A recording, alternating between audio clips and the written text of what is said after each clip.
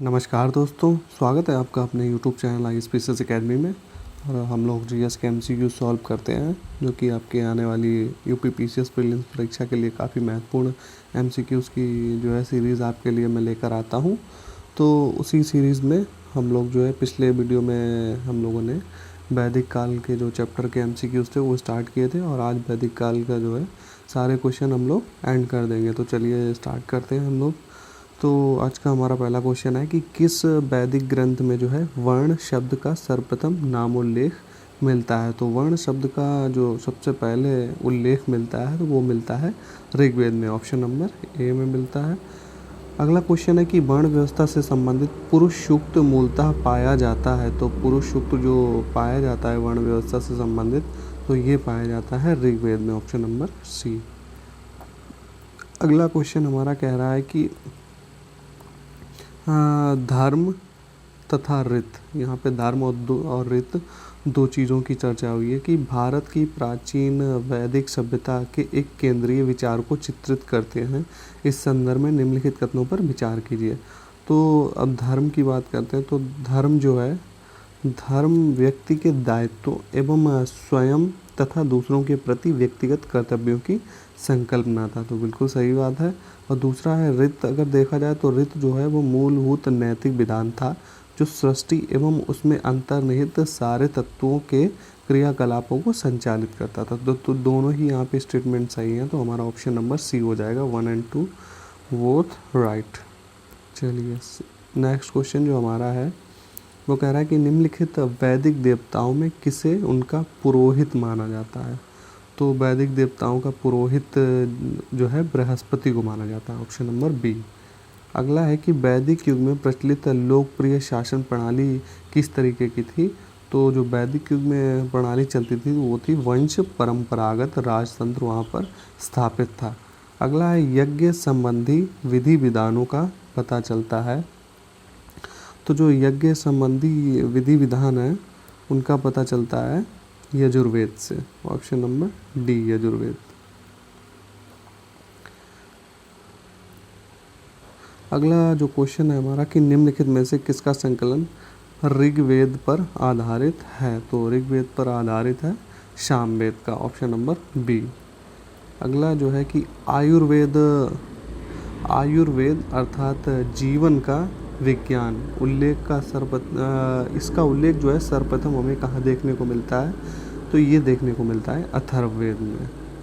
अगला है कि निम्नलिखित में से वह कौन सी ब्रह्मवादिनी थी जिसने कुछ वेद मंत्रों की रचना की थी। तो वो कौन सी थी।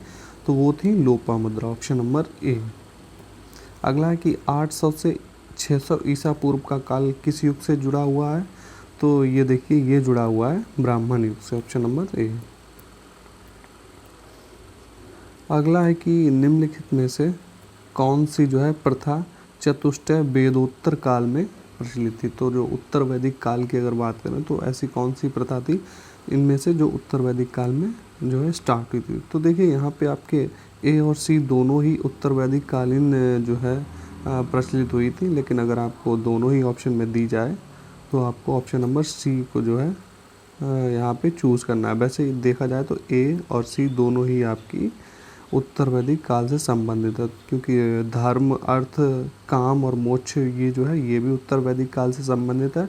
और ब्रह्मचर्य गृहस्थ वानप्रस्थ और संन्यास ये भी आपकी जो है प्रणाली ये भी उत्तर वैदिक कालीन से ही संबंध रखती है। चलिए नेक्स्ट हम लोग क्वेश्चन देखते हैं। मैचिंग का क्वेश्चन है। तो एक तरफ वेद दिए गए हैं और दूसरी तरफ उनके ब्राह्मण दिए हुए हैं। ब्राह्मण का मतलब उनकी व्याख्या की हुई है। तो चलिए हम लोग मिलाते हैं कि कौन सा किसका ब्राह्मण है। तो ऋग्वेद का जो ब्राह्मण है उसको बोला जाता है ऐत्रेय, और सामवेद का जो है उसको पंचवीस बोला जाता है। अथर्ववेद का गोपथ है और यजुर्वेद का शतपथ ब्राह्मण है। चलिए नेक्स्ट क्वेश्चन पे हम लोग आते हैं।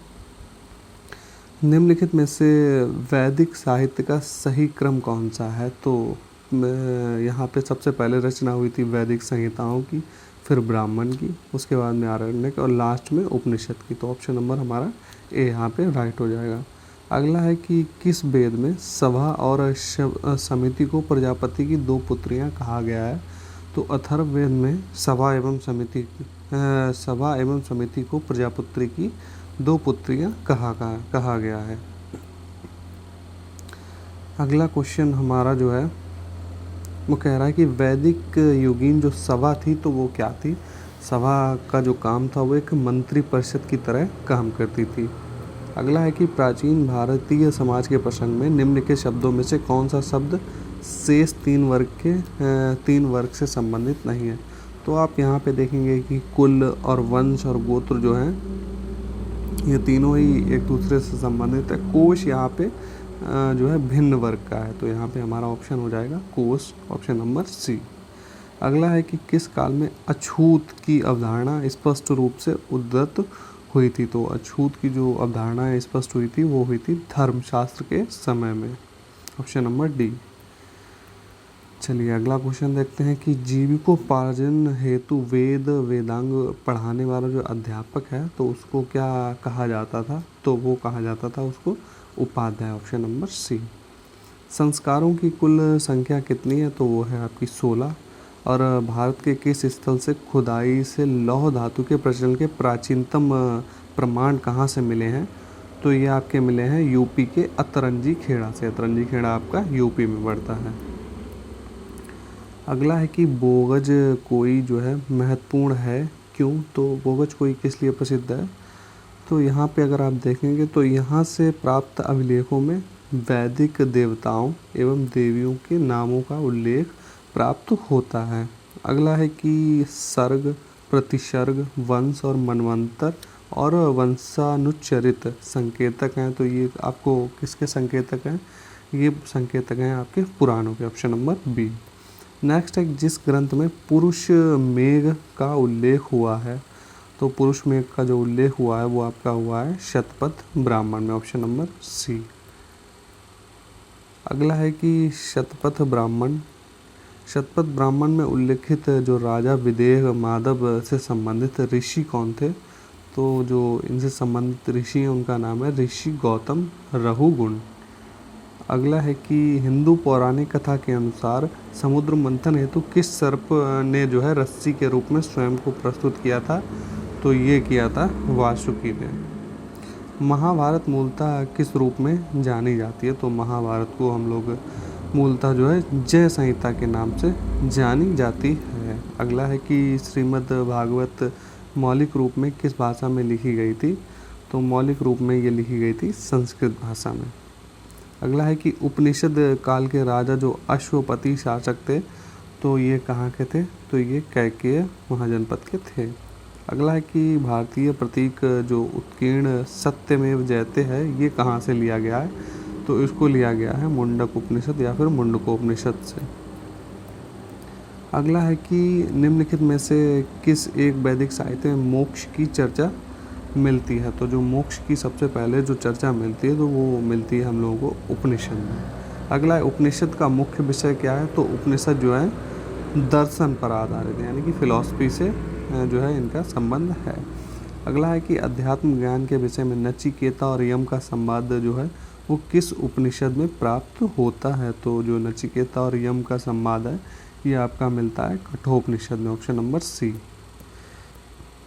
अगला यहाँ पे देखिए आपको मैचिंग का क्वेश्चन है। तो यहाँ पे देखिए आपका जो ऋग्वेद है तो ऋग्वेद में आपको देखने को मिलेंगे स्रोत एवं प्रार्थनाएं। यजुर्वेद की बात करें तो यजुर्वेद में आपको मिल जाएगा स्रोत एवं कर्मकांड। सामवेद आपका संगीतमय स्रोत से संबंधित है और अथर्ववेद आपका तंत्र मंत्र एवं वशीकरण से संबंधित है। चलिए नेक्स्ट क्वेश्चन हम लोग देखते हैं। निम्नलिखित 4 वेदों में से किसमें एक जादुई माया और वशीकरण का वर्णन है। तो जादुई माया और वशीकरण का वर्णन आपको देखने को मिलता है अथर्ववेद में, ऑप्शन नंबर सी। ऋग्वेद है तो ऋग्वेद क्या है। तो ऋग्वेद है श्रोतों का संकलन है।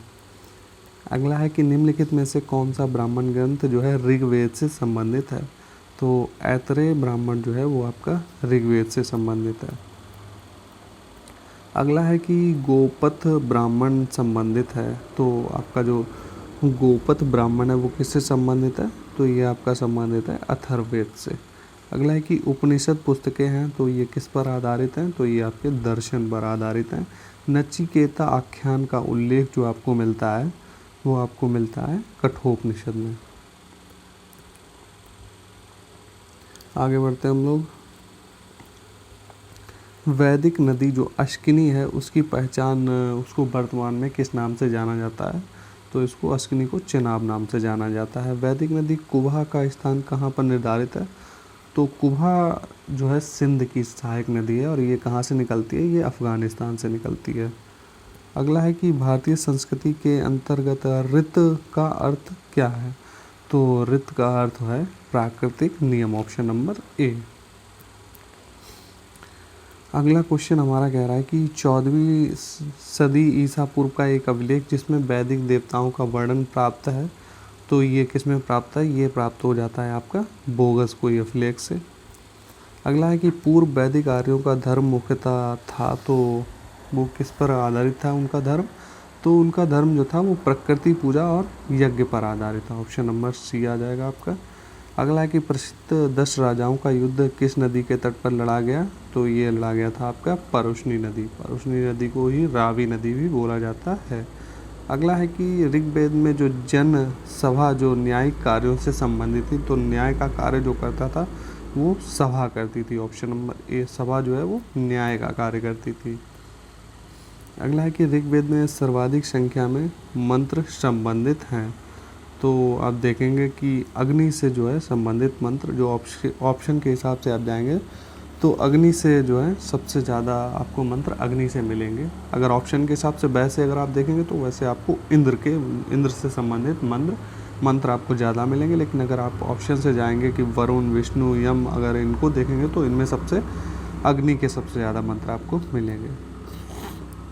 अगला है कि वैदिक देवमंडल में निम्न में से कौन देवता युद्ध का देवता माना जाता था? तो इंद्र को जो है युद्ध का देवता माना जाता था। गायत्री मंत्र जो है किस पुस्तक में मिलता है? तो गायत्री मंत्र देखिए आपका मिलता था, किस में मिलता है? तो ये आपका मिलता है, सॉरी, गायत्री मंत्र आपका ऋग्वेद में मिलता है। पुराणों की संख्या कितनी है? तो पुराणों की संख्या आपकी है 18 संख्याओं में आपको पुराणों 18 पार्टों में पुराण आपके डिवाइड है। चलिए नेक्स्ट हम लोग देखते हैं कि सत्यकाम जावाली की कथा जो अनव्याही माँ होने के लांछन को चुनौती देती है, तो ये इसका उल्लेख किस में मिलता है? तो इसमें आपको छांदोग्य उपनिषद में इसका उल्लेख मिलता है। अगला है कि जनक के दरबार में जो है गार्गी ने किसको चुनौती दी थी? तो जो गार्गी ने जिसको चुनौती दी थी वो कौन थे विद्वान? तो वो थे याज्ञवल्क्य को चुनौती दी थी गार्गी ने। अगला जो आपका क्वेश्चन है वो कह रहा है कि ऋग्वेद के जो परिच्छेद हैं उसमें प्रयुक्त अगन्य जो है ये वर्ड किसके लिए यूज़ होता था? तो अगन्य जो वर्ड है ये गाय के लिए होता था, गाय को बोला जाता था अगन्य। अगला यहाँ पे क्वेश्चन है, तो आपके 3 स्टेटमेंट दिए गए हैं और इसमें हम लोगों को देखना है कि कौन से सही हैं। तो आप देखेंगे कि ऋग्वेद कालीन जो आर्य थे वो कवच और सिर स्त्राण यानी कि हेलमेट जैसा कुछ सिर पे पहनते थे, उसका उपयोग करते थे, जबकि सिंधु घाटी सभ्यता के लोगों ने इनके उपयोग का कोई साक्ष्य नहीं मिला है। तो ये हमारा स्टेटमेंट बिल्कुल सही है। दूसरा है कि ऋग्वैदिक कालीन आर्यों को स्वर्ण, चांदी एवं तांबे का ज्ञान था, जबकि सिंधु घाटी के सभ्यता को केवल तांबे और लोहे का ज्ञान था। तो यहाँ पे दूसरा वाला हमारा स्टेटमेंट गलत हो जाता है, क्योंकि लोहे का ज्ञान जो है वो उत्तर वैदिक काल से स्टार्ट हुआ है। आप देखेंगे कि सिंधु घाटी सभ्यता में लोहे का हम लोगों को साक्ष्य नहीं मिला, तांबा का तो साक्ष्य मिला हुआ है। तो हमारा दूसरा स्टेटमेंट गलत हो जाता है। तीसरा है कि ऋग्वैदिक कालीन आर्यों ने घोड़े को पालतू बना लिया है या फिर बना लिया था, जबकि इस बात का कोई साक्ष्य नहीं है कि सिंधु घाटी के लोग इस पशु को जानते थे। तो ये भी स्टेटमेंट गलत है। घोड़े के साक्ष्य हम लोगों को कई जगह आप देखेंगे कि पुरास्थल जो सिंधु घाटी सभ्यता के हैं कई जगह से हम लोगों को घोड़े के साक्ष्य मिलते हैं। तो ये भी गलत हो जाए। हमारा स्टेटमेंट निकल के आता है केवल एक। तो ऑप्शन नंबर हमारा ए राइट हो जाएगा, केवल एक। अगला जो है आपका वो है तमसो मां ज्योतिर्गमय कथन जो है ये मूलतः किससे संबंधित है? तो ये है आपका बृहदारण्यक उपनिषद का। नेक्स्ट हम लोगों का मैचिंग का क्वेश्चन है, तो चलिए देखते हैं। तो सिंधु घाटी सभ्यता कैसी थी? नगरीय सभ्यता थी। उत्तर वैदिक कालीन जो समाज था वो आपका था कृषक, और ऋग्वैदिक कालीन समाज था वो चारागाह से संबंधित था, यानी कि पशुपालक भी इसको बोल सकते हैं। और मध्यकाल जो है आपका जमींदारी प्रथा आपकी मध्यकाल में संबंधित थी। अगला क्वेश्चन हम लोग देखते हैं, ये भी आपका मैचिंग का ही है। तो इसमें क्या दिया हुआ है कि आर्यों का मूल निवास स्थान कहाँ पे था? तो इसके बारे में विभिन्न जो विद्वान हैं तो उनके अलग अलग मत हैं। तो चलिए देखते हैं कि किसने कहा है कि उत्तरी ध्रुव जो है आर्यों का मूल स्थान है। तो ये बात कही थी बाल गंगाधर तिलक ने। तिब्बत जो है मूल स्थान था, तो ये कहा था पंडित गंगानाथ झा ने। और ब्रह्मर्षि जो प्रदेश है तो दयानंद सरस्वती ने कहा था कि इनका मूल स्थान था ब्रह्मर्षि प्रदेश। सप्त सैंधव प्रदेश को इनका मूल स्थान जो है बताया था अविनाश चंद्र दास ने। दक्षिणी रूस जो है वो बताया था गार्डन चाइल्ड ने। मध्य एशिया बताया है मैक्स मूलर ने। और जर्मनी बताया है हार्ट एवं बेंका ने। और कश्मीर या हिमालय क्षेत्र इनका मूल स्थान बताया था LD कल्ला ने। तो ये कुछ विद्वानों ने इनके मूल स्थानों के बारे में जो विभिन्न अपने मत दिए हुए हैं वो हम लोगों ने देख लिए। चलिए नेक्स्ट क्वेश्चन हम लोग देखते हैं। तो अगला है कि ऋग्वेद में गंगा नदी का कितनी बार उल्लेख हुआ है? तो ऋग्वेद में आपको गंगा नदी का एक बार उल्लेख दिखता है, ऑप्शन नंबर ए। अगला है कि प्राचीन साहित्य में उल्लिखित ब्रह्मर्षि प्रदेश का तात्पर्य निम्नलिखित में से किस क्षेत्र से है? तो ब्रह्मर्षि प्रदेश किसको बोला जाता था? तो जो गंगा यमुना का दोआब उसका सीमावर्ती समीपवर्ती जो क्षेत्र था उसको ब्रह्मर्षि प्रदेश या फिर ब्रह्मर्षि देश बोला जाता था। अगला क्वेश्चन जो है आपका कि निम्नलिखित में से किस वाद्य यंत्र का उल्लेख ऋग्वेद में हुआ है? तो यहाँ पे आप ऋग्वेद में देखेंगे कि दुदुभी, वीणा, बांसुरी या फिर करकरी, इन सभी का उल्लेख जो है ऋग्वेद में हुआ है। तो हमारा ऑप्शन नंबर डी हो जाएगा, उपयुक्त में से जो है सभी। अगला क्वेश्चन है कि ऋग्वेद काल में शिल्पियों का मुखिया कौन होता था? तो जो शिल्पियों का मुखिया होता था तो उसको बोला जाता था तक्षा। शिल्पियों के मुखिया को तक्षा बोला जाता था। अगला है कि वैदिक साहित्य में ऋतस्य गोपा की संज्ञा किसे जो है दी गई थी? तो वरुण देवता को जो है ऋतस्य गोपा की संज्ञा दी गई थी, यानी कि प्राकृतिक नियमों के संचालन को जो है ऋतस्य गोपा कहा जाता था और वरुण देवता इससे संबंधित हैं। अगला है कि शतपथ ब्राह्मण में उल्लिखित जो विदेह माधव कथा जो आर्यों के गंगा नदी के पूर्व की ओर विस्तार का प्रतीक है, में राजा विदेह माधव के पुरोहित कौन थे? तो इनके जो पुरोहित थे वो थे गौतम राहु गुण। अगला जो है यहाँ पे हम लोगों को देखना है कि कौन सा सुमेलित नहीं है। तो आपका जो है पणि व्यापारी को कहा जाता था, आपके अन्यस्य प्रेष्य शूद्र को कहा जाता था, तुलाबीज रक्तिका को, लेकिन साधोवदी जो है आजीवन आश्रम में रहकर शिक्षा प्राप्त करने वाली जो थी उसको साधोवदी नहीं कहा जाता। तो यहाँ पे हमारा जो ऑप्शन गलत है वो है ऑप्शन नंबर बी। बाकी आपके जो है पणि व्यापारी को, अन्यस्य प्रेष्य शूद्र को और तुलाबीज रक्तिका को कहा जाता था। अगला क्वेश्चन है कि निम्नलिखित में से कौन सा ग्रंथ जो है भारतीय गणित का प्राचीनतम साक्ष्य मिलता है? तो आप देखेंगे कि जो प्राचीनतम साक्ष्य हम लोगों को गणित का मिलता है तो वो मिलता है धर्मसूत्र से, ऑप्शन नंबर बी। अगला है कि निम्नलिखित कथनों पर विचार करते हुए सही कथनों का चयन कूट के माध्यम से कीजिए। तो चलिए हम लोग देखते हैं कि श्रौत जो है वो यज्ञ में केवल श्रुति प्रतिपादित मंत्रों का प्रयोग होता था, तो ये बिल्कुल सही दिया हुआ है। स्मार्त यज्ञ में जो है वैदिक, पौराणिक और तांत्रिक मंत्रों का प्रयोग होता था, तो दोनों ही हमारे यहाँ पे स्टेटमेंट सही है। तो ऑप्शन नंबर हमारा सी जो है यहाँ पे राइट हो जाएगा। अगला है कि निम्नलिखित किस युद्ध में जो है राजा को घुड़दौड़ का विजेता घोषित किया जाता था?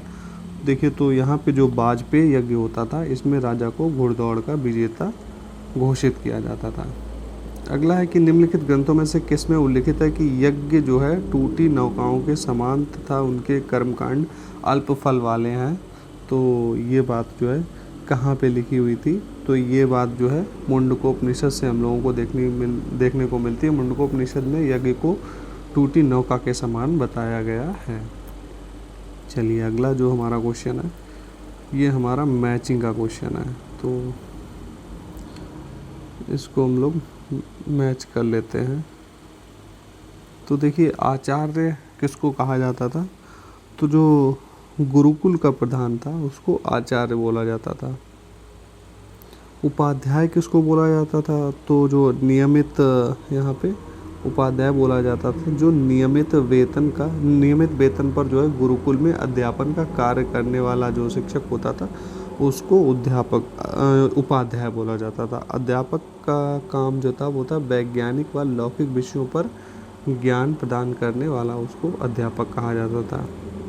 गुरु की बात करें तो गुरु जो है गृहस्थ ब्राह्मण जो विभिन्न संस्कारों को कराकर जीविकोपार्जन करता है उसको गुरु कहा जाता है। ऋत्विक की बात करें तो ऋत्विक गुरुकुल में जो है विविध यज्ञों का अनुष्ठान जो कराते थे उनको ऋत्विक कहा जाता है।